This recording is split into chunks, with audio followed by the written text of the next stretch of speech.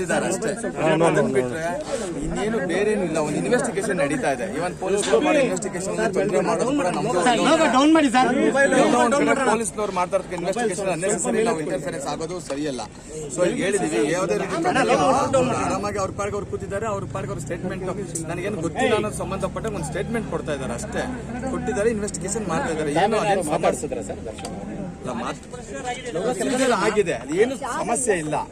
Just ಮಾಡ್ತಾ ಇದ್ದಾರೆ ಪೊಲೀಸ್ನವರು. ಅವ್ರ ಡ್ಯೂಟಿ ಅವ್ರು ಮಾಡ್ಕೊಂಡು ಹೋಗ್ತಾ ಇದ್ದಾರೆ. ಅಲ್ಲ, ಅವರು ವಿಚಾರಣೆ ಮಾಡ್ಬೇಕಾದ್ರೆ ಅದು ಅವ್ರ ಹತ್ರ ಮಾತಾಡೋಕೆ ಅವಶ್ಯಕತೆ ಬೀಳೋದಿಲ್ಲ. ಸ್ವಲ್ಪ ಸ್ವಲ್ಪ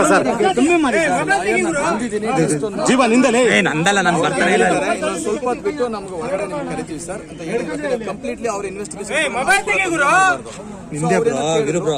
ಅರೆಸ್ಟ್ ಮಾಡಿಲ್ಲ, ಕರೆದಿದ್ದಾರೆ. ವಿಚಾರಣೆ ಸ್ಟೇಟ್ಮೆಂಟ್ ಕೊಡ್ತಾ ಇದ್ದಾರೆ. ಇಷ್ಟೇ ಆಗಿರ್ತಕ್ಕಂಥ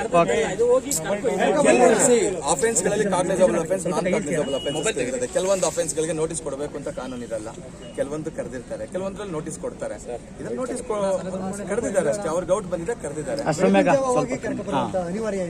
ಅದನ್ನ ಅವ್ರು ಬಂದ ತಕ್ಷಣ ಖಂಡಿತವಾಗಿ ಅದ್ರ ಬಗ್ಗೆ ವಿಚಾರಣೆಗೆ ನಾವು ಕೇಳೋಣ. ನಾವು